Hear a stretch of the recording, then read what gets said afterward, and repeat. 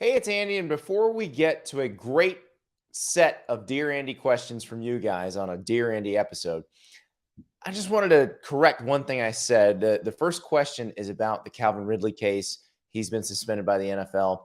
And I misspoke when I was discussing what he is accused of. Calvin Ridley, I said, placed a bet. And actually, he placed three bets, according to the NFL. Calvin himself got on Twitter and said it was for $1,500 total. And I misspoke and said it was one bet for $1,500 total. It's actually, according to the NFL, three bets, according to Calvin Ridley, $1,500 total. Small detail in the grand scheme of things, but that does matter. And also, one other thing I didn't mention in that answer that I did want to bring up is Brian Flores accusing Stephen Ross, the Dolphins owner, of offering money so that the Dolphins could tank and get a higher draft pick a few years ago. That obviously would also require a pretty harsh suspension.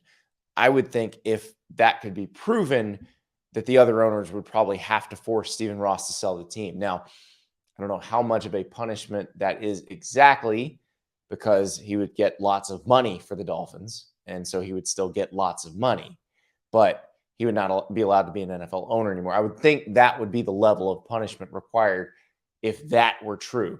Now they've got to prove it, but you'll see when we get into that answer, we're talking about basically not just the punishment itself, but how that compares to other punishments the NFL doles out. And I think quite a few of you guys would have been going, wait, what about Stephen Ross? Well, Stephen Ross, I would imagine, would also be punished as harshly as the NFL could punish him. But in his particular case, the harshest punishment also involves him getting gobs and gobs of money. So there's that. But now it's time to go to your questions. It's another Dear Andy show.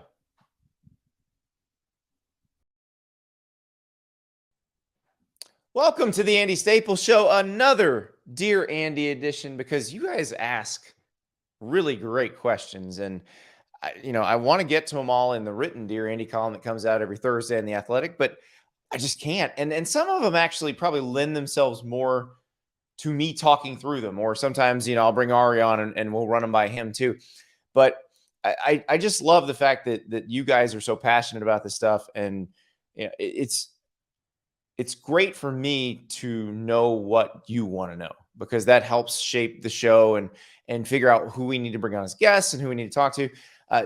But I really like it also when you come to me with questions that are kind of ripped from the headlines. I don't want to sound like a Law and Order episode, but I was thinking the same thing today, and a reader / listener named Ben pops in with this question, and it's a really interesting one. And he asked, with the Calvin Ridley news, I was thinking the next City College of New York style point shaving scandal is coming in the next 4 years to some American sport. The gambling penetration profits make it inevitable. If it were to happen in college football, what would it look like? And in parentheses, Ben says, I actually think football is the least likely sport for it to happen, but nothing is going on in CFB right now. So my question might get answered. Well, you're right, Ben. Your question is going to get answered. And, so for those who didn't hear, Calvin Ridley, the Atlanta Falcons receiver, has been suspended by the NFL indefinitely. He can reapply for admission in a year for betting on the Falcons. And Ridley has said on Twitter on Monday, he said that he placed one $1,500 bet, and it was when the reporting has come out that it was when the very brief period when Hard Rock had online betting in Florida. And that kind of got shut down.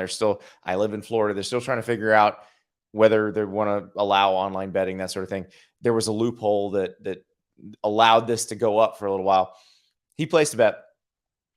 He got suspended. The NFL came down hard, and it produced a really interesting set of debates where why suspend him so harshly for this when there are people who, are getting convicted of domestic violence or stealing things or doing worse and getting suspended for less.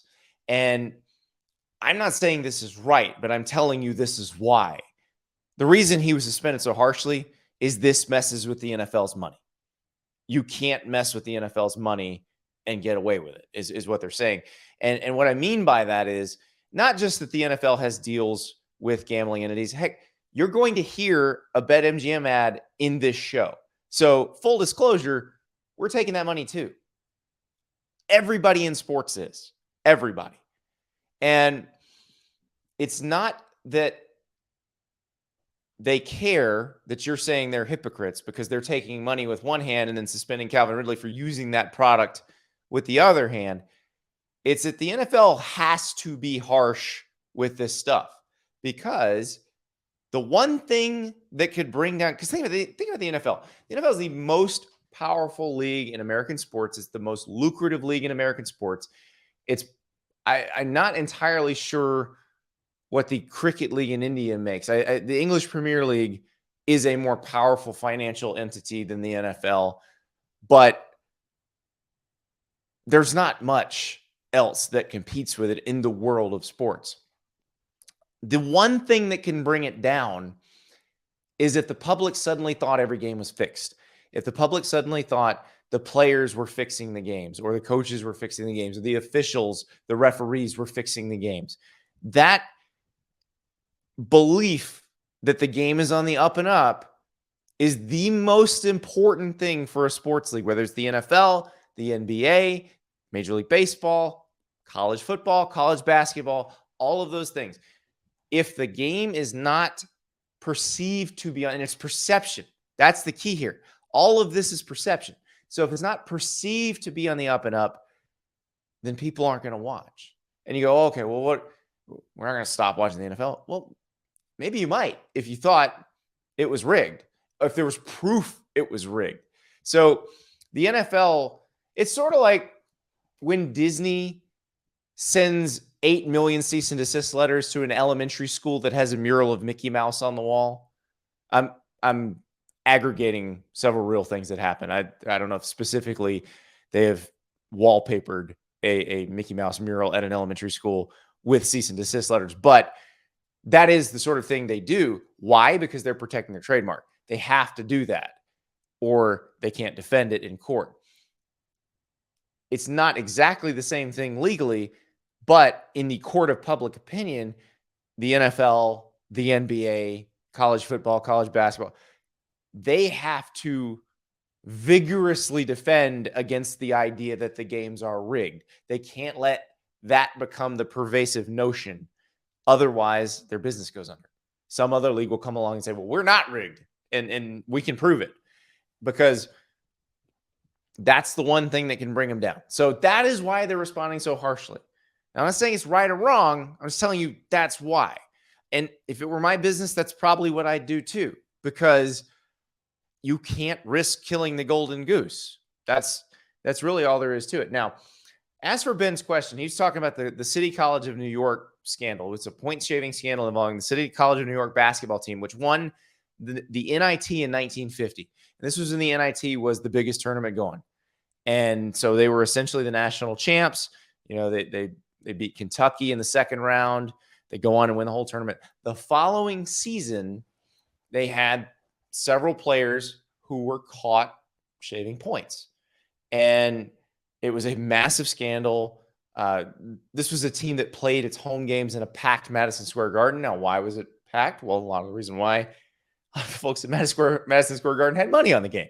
And you had organized crime running gambling in New York City at the time. And there were a lot of layers to this. That was a huge scandal. Obviously, the Black Sox scandal in 1919, huge scandal involving a team, a Major League Baseball team, the World Series. The last college point shaving scandal that I remember generating massive headlines, you had Arizona State in 1994. And I believe Headache Smith was the player. And he got in deep with the campus bookie. He owed him 10 grand. And so this bookie calls one of his guys up the chain and says, hey, I got a guy. I got a player who's into me for 10 grand, has no way to pay me. I think we can fix some games. And so basically they did. They would give Headache the number. He would make sure Arizona State won by less than the number. And it's interesting because they got a little greedy. They basically, they did it. I think they did it for 4 games and got this, got the outcome they were looking for. And remember, this is not a point total. This is a point spread. So this is saying you're going to win, but you're going to win by less than this, which is, I think, kind of tricky to pull off. And we can talk a little bit more about that in a bit. But they got greedy, and basically they went and tried to I believe it was the 5th game they tried to fix was Washington was coming in, and Washington was just god awful that year. And they just couldn't, they did not rely on Washington being this terrible, and Arizona State just dump truck Washington. But that day, there was so much money coming in on Washington that the people who make the line in Las Vegas got very, very suspicious, because Las Vegas is a big city, but is a small town. And the sports books know the pro gamblers. They know who's who. And they also know when money's coming in an odd way. And there had been odd betting patterns already involving Arizona State, just nobody picked up on it. But apparently word had gotten out on the Arizona State campus. Some of the other people involved in the scheme that were not from Tempe had told some other people. And so basically you had people pouring into Las Vegas betting $9,999, because 10,000 would generate a report that gets sent to the government, on Arizona or on Washington to cover the spread. And so once these line makers saw this, they went back and looked at the patterns of the Arizona State point spreads from the previous games. And they saw a similarly suspicious pattern and realized, okay, sums up. They called the Pac-10, they called Arizona State, they called the NCAA. They basically reported it. And why do they do that? Because it is crucial to their business also that this be seen as being on the up and up. The House doesn't want anybody to think that the House is doing anything here. So they obviously want to protect the integrity of the game as well, because that's how they make their money. And why did I give you the history lesson of who cracked the Arizona State case? Well, think about this. That happened when you had really a non-connected world. That very few people used the internet in 1994 relative to now. And you had some people who knew each other, calling each other, who were keeping tabs on this and said, okay, something weird is going on. Now, all this betting that is legal in all these states, and you have you can bet on your app, all of that stuff, there are algorithms tracking everything. All that data is being collected in real time. If there's a suspicious pattern, a red flag is going to pop up almost immediately. I'm not sure, like in today's age, that Arizona State deal, that might get sniffed out the second game. It might get sniffed out the first game, just because of the odd patterns. And it's interesting because I don't gamble on sports. You've heard me talk to Ari. He does. I have studied how gambling on sports works for a long time, because it's important to be informed about how that works just for my job. I also think point spread data is really interesting data. I think it's very helpful. I think knowing how Vegas feels about games matters. I think we should let Vegas rank the playoff teams, although I know Ari tells me that they would just rank Alabama number 1 no matter how many games they lost. So I do think it's important to know all this stuff and to understand how it works.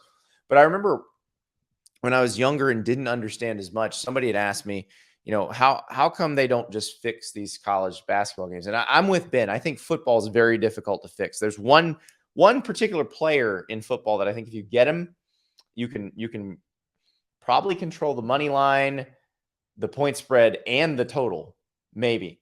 But I think it's easier in basketball. But I always wondered, why somebody doesn't just fix like a Tuesday night Winthrop College of Charleston game, because those players would be, I would think, easier. There's not a bunch of future NBA pros. There's not a lot of future money on the line for them if they ever got caught. The risk seems lower. How about, why don't you just fix that, bet a gajillion dollars on it and win? And I ran that by some folks who make lines, and they just laughed. They said, no, nobody's going to take your action on that game if you show up trying to bet even $10,000 on it. They're going to say, this is weird. Nobody ever bets this much on one of these games.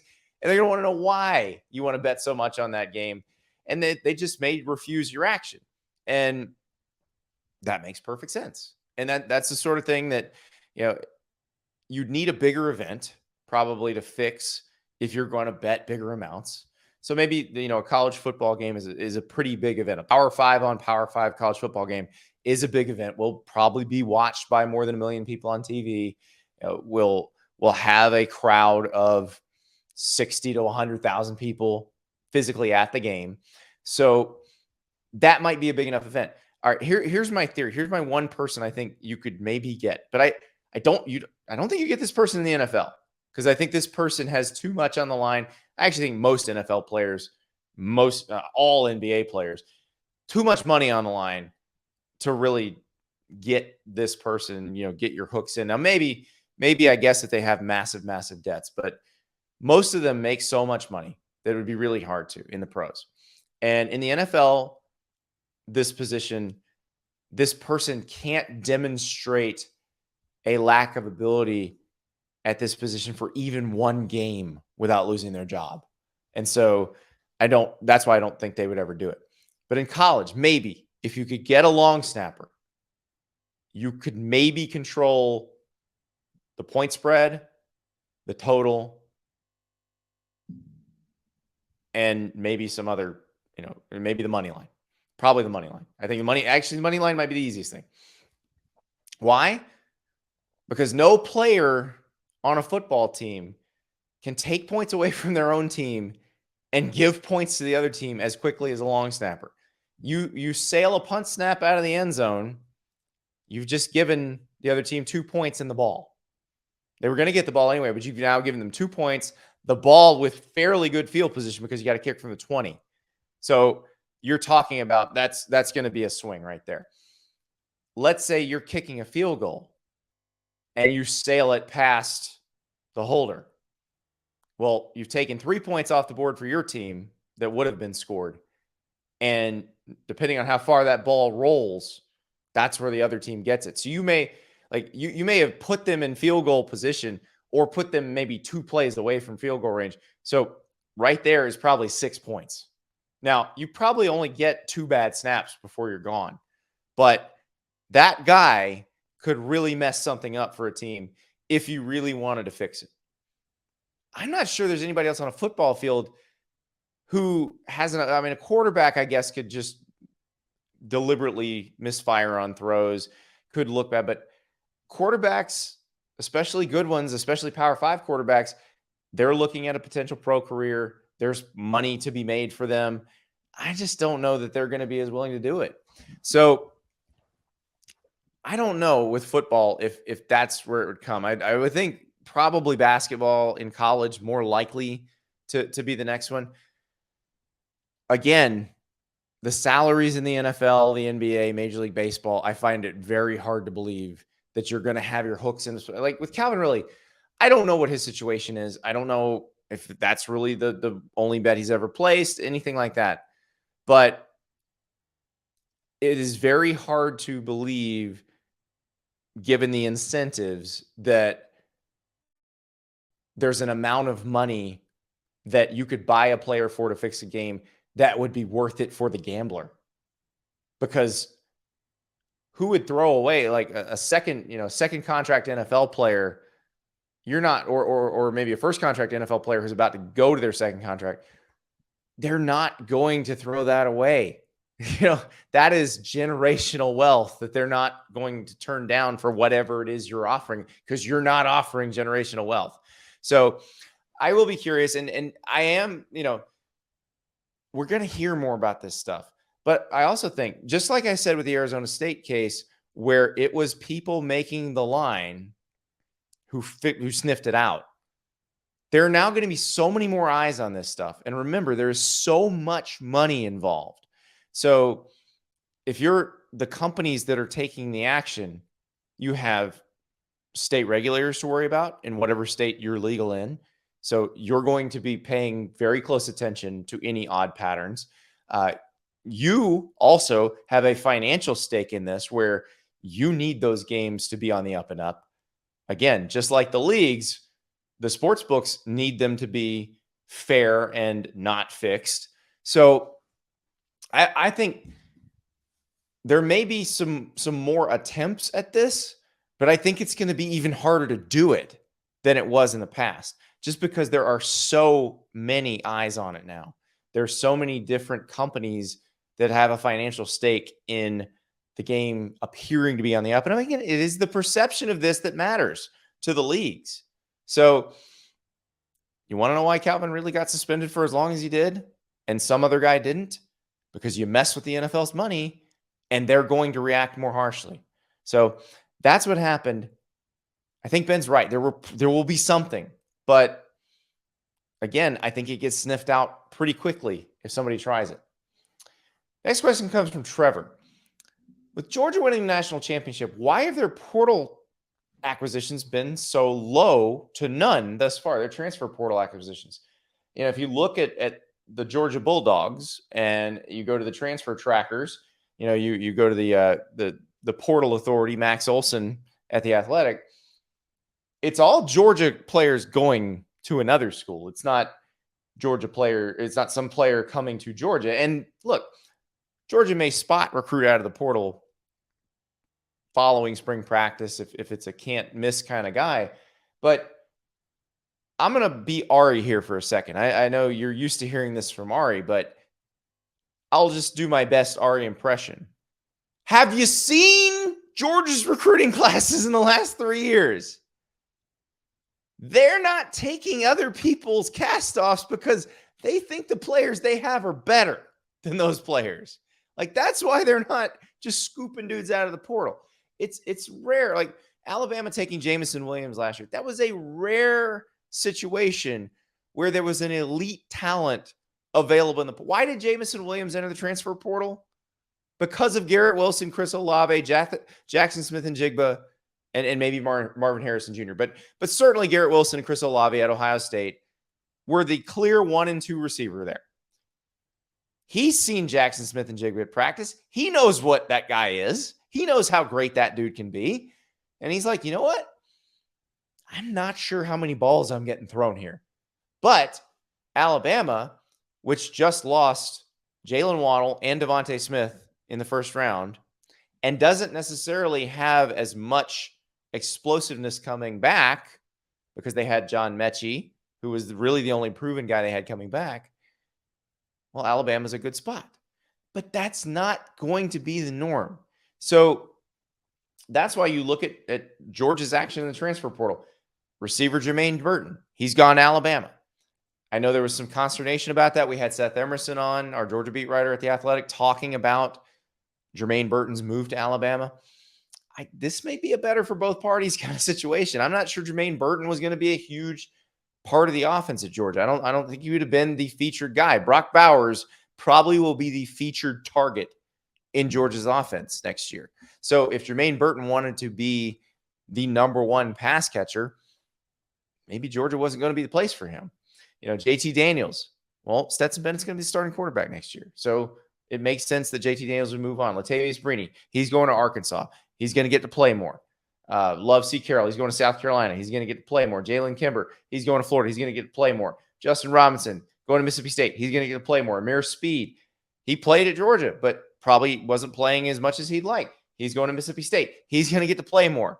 He's going to get to play for Mel Tucker, who I try to remember when Amir Speed was recruited, but Mel Tucker may have been Mel Tucker was the DC at Georgia when Amir Speed was recruited. So that's the thing. You just got to kind of understand where everybody's at. And so Georgia is the type of place where you've already got what you want. You recruited him out of high school.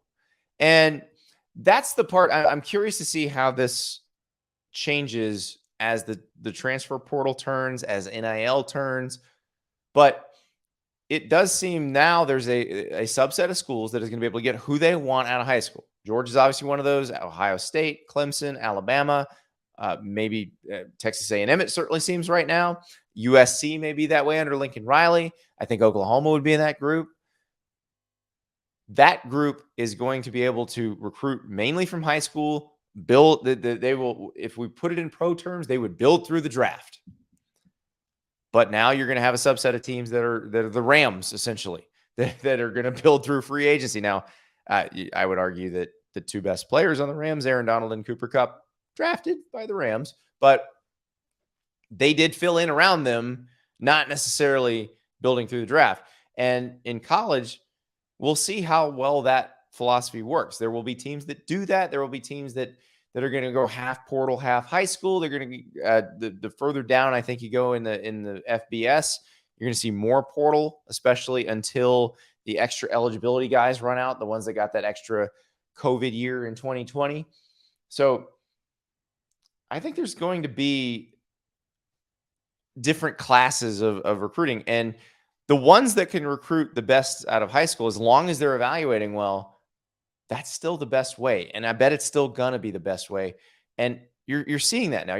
What you're seeing with Georgia, the fact that they've not taken a bunch out of the portal, even though they've lost to the portal, that is them saying, we feel like we have evaluated well, that the guys we have that are moving up into positions where they're going to play more and they're replacing that the ultra elite players that were lost off the national championship team, that those guys are really good. We picked the right ones. And look, who else wanted those guys? Alabama, one of those guys. Clemson, one of those guys. Ohio State, one of those guys. Everybody wanted those guys. So it makes sense. Now, if there is a noticeable dip in Georgia this year, perhaps there is a change in philosophy.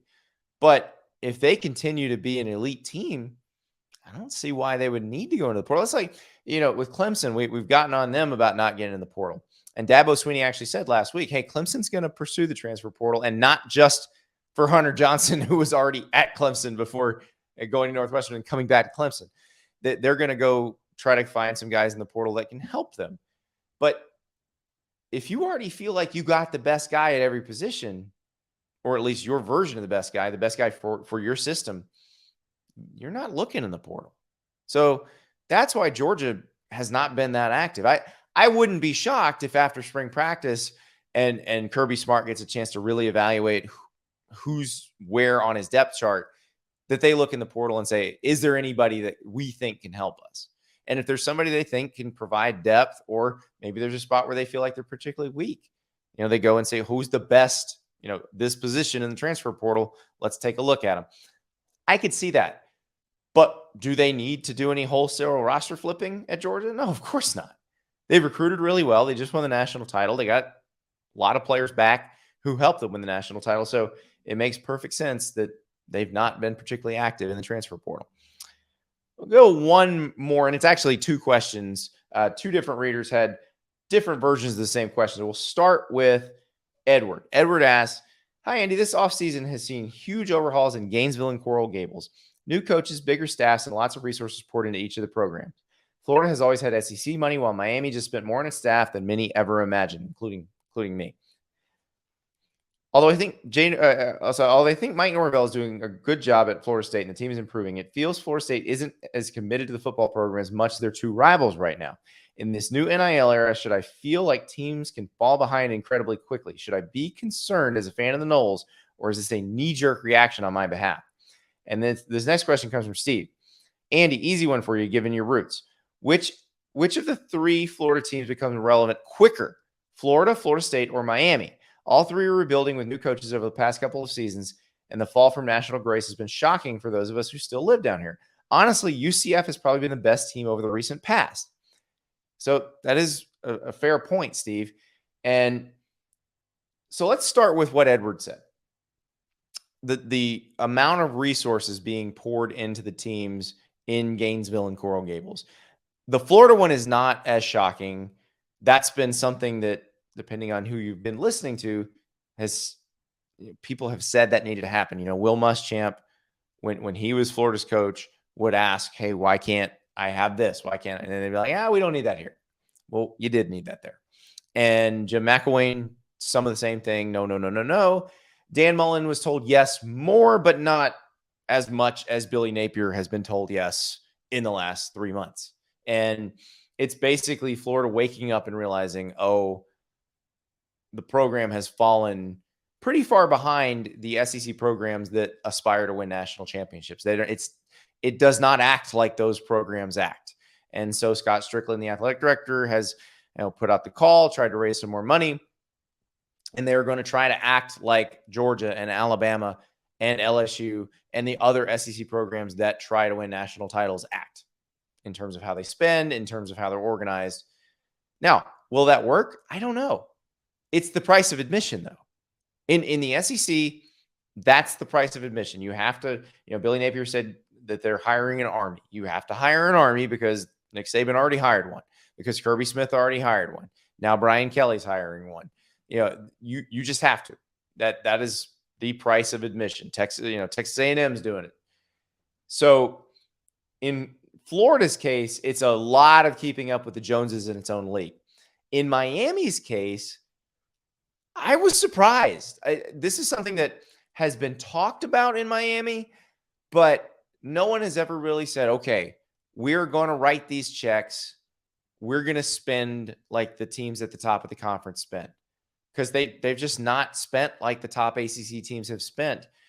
They're spending like that now. They said they're not going to get outspent in their own league, which is crazy because Clemson paid $8.5 million a year in salaries for assistant coaches last year.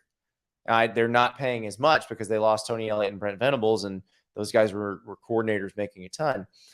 So Miami now is closer to the top of the league, which it was just kind of Clemson, North Carolina, and it was a big gap between Clemson and North Carolina as far as the ACC spending on staff. Now, this is where I go to Steve's question. Who shows results faster? Well, Miami's got the quarterback in Tyler Van Dyke. I think that they can answer that question more authoritatively than either Florida or Florida State can right now. Florida has Anthony Richardson coming back, Jack Miller transferring from Ohio State. No telling how they're going to fit in Billy Napier's offense. We'll find out, I guess. Florida State has Jordan Travis coming back. A.J. Duffy just got there as a freshman. That I think they have very high hopes for A.J. Duffy eventually. But Tyler Van Dyke, of those quarterbacks, what the Florida people call the big three, Tyler Van Dyke is probably the most proven commodity and the best commodity of the bunch. And then you add in, they're in the Coastal. They're in the ACC Coastal, where at one point 7 teams won the Coastal in 7 different years. Florida State is in the Atlantic. I know Clemson had a down year last year. They're still Clemson. Wake Forest has been very good. NC State is really talented and brings back quite a bit, even though they might have lost the number 1 pick in the draft. We'll see where Ike Ekwonu goes, but he's a top 5 type player. So the road for Florida State and Florida is harder than the road for Miami. Miami, you've got Pittsburgh. We'll see. Kenny Pickett's gone. Keaton Slovis comes in. New offensive coordinator. We'll see. North Carolina, they were supposed to be really good last year. They weren't, but they've recruited well. Their roster might be the best in the Coastal. We'll see. But Miami's roster is pretty good too. That's the other thing. In terms of roster talent, of these 3 that we're talking about in Florida, Miami might have the most talented roster right now. I think Billy Napier and Mike Norvell are working very hard to change that. But Miami might have the edge at this very moment. So I think they have the chance to move up the fastest, because Florida's sitting there dealing with Georgia in its own division right now. And, look, when Oklahoma and Texas show up, I would think the SEC ditches divisions. They go to the pod system, or, you're playing 3 permanent opponents every year and just rotating. But Georgia's going to be a permanent opponent too. So Florida's going to have to deal with Georgia no matter what. Florida State's going to have to deal with Florida. If Florida gets any better, Florida State's got to deal with them every year too. Florida State's got to deal with Clemson. I don't think the Clemson thing, this is where Ari and I diverge a little bit. He thinks the Clemson downturn is something more systemic and long-term. I don't know if it is. I'd need to see it for a little longer before I start to believe that. I think if Cade Klubnik is as good as they think he could be, he could come in and solve a lot of their problems pretty quickly. And suddenly they're, back among the best of the best. That's what Florida State's up against. Miami's not up against that. They got to play Florida State, but it's not a division game. So until the ACC ditches divisions, which they should have just never brought them back after 2020, Miami has the easier path. So they feel like the one that will see the results, the fruit of that new investment most quickly. I think Florida, you might see it eventually, but it's going to be a harder climb just because they got to deal with Georgia every year. They got to play LSU every year. They're in the same league as Alabama and A&M. It's a more difficult climb. Miami and Florida State's climb not as difficult, but Miami's is not as difficult as Florida State's. And Mario Cristobal is going to bring in talent. We know he is. And they already have the most important piece, and that's the quarterback. Now, I don't know how long they have him. If you read my Dear Andy column from last week in The Athletic, I was writing about quarterbacks who could be in the draft class of 2023 that might excite NFL people. And obviously CJ Stroud from Ohio State, Bryce Young from Alabama. But Tyler Van Dyke might be right up there. And I realize, for a Miami fan, you're like, oh, come on. He has one great half of a season for us, and now you're already predicting he's going to leave. But no, he's going to be 3 years out of high school. If he has a great year this year, he's 6'4", 225, and he's been good pretty much since he set foot on the field. So I don't know how long you're going to get to have somebody like that. So if you're Mario Cristobal, put some pieces around him as quickly as possible and enjoy the ride, because you might get a really good year and could have a very special season this year with Tyler Van Dyke. So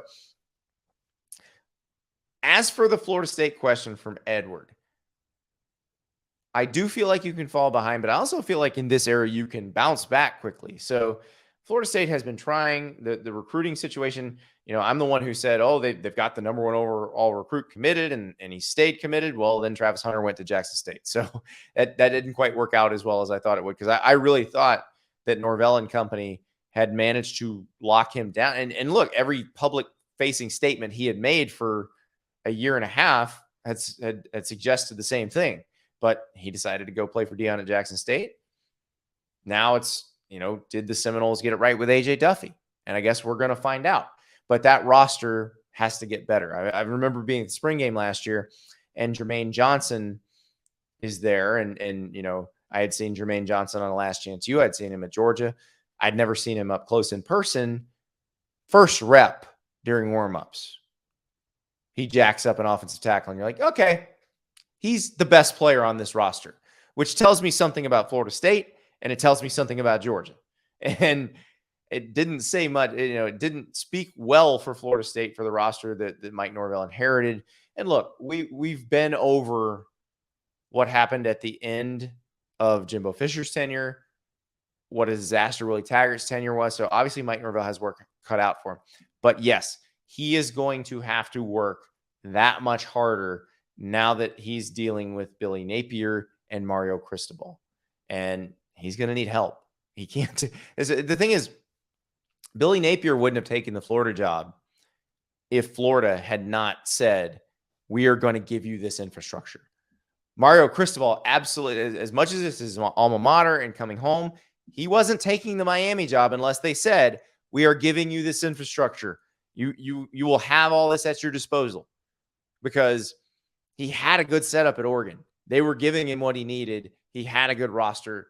He had a roster to win the league. That roster he had would have been good enough to win the league if everything broke right in 2022. So that's the thing that Florida State's got to compete with now, is both of those other schools in the Big Three in Florida have said, we are in. We are pushing our chips in. We're all in. And, if you're Florida State, you're going to have to raise more money. You're going to have to hire more. It's, if you would like to compete, that's just it. And it's the same realization that Florida and Miami came to. It really is. And that's the cost of doing business right now. They're just going to have to figure it out. And, oh, by the way, to piggyback on what Steve said, UCF isn't playing around either. Now, they don't have the kind of resources that these other ones have, but they play an exciting brand of football. Gus Malzahn seems to be enjoying himself a lot more than he was enjoying himself at Auburn. And if they work well in the transfer portal, identify the right kind of bounce back type guys, they can be really good. And they're going to try to recruit guys that are capable of playing at Florida and Florida State and Miami and be like, look, you can come here and accomplish all your goals. And I don't know. I mean, they're building that lazy river that's going to run around the whole athletic complex, which I think is going to be the greatest recruiting advantage in the history of the world. Maybe it's enough. Maybe it is. I still think the guys are probably going to go to the SEC or the ACC, but we'll see. They're going to the Big 12, so maybe that changes. But yes, right now, if I had to handicap it, which of the big three in Florida will see the results they want the soonest? I think Miami's in the best position to do it, but that's more because of the circumstances surrounding Miami and the circumstances surrounding Florida and Florida State. I think Miami has the best set of circumstances, and Mario Cristobal just kind of pushes that over the top. So we will see, but it is going to be a very fascinating next few years in Sunshine State because it got really real in recruiting real fast. Guys, it's been a pleasure. Thank you so much for always asking such great questions. I love answering them, love seeing what you guys want to know. We got pretty exciting next few weeks. Wednesday, Cincinnati head coach Luke Fickell. They're going to the Big 12. They just made the playoff. He just signed a new contract. Got a lot to unpack with Luke Fickell. You hear from him on Wednesday. I'll talk to you later.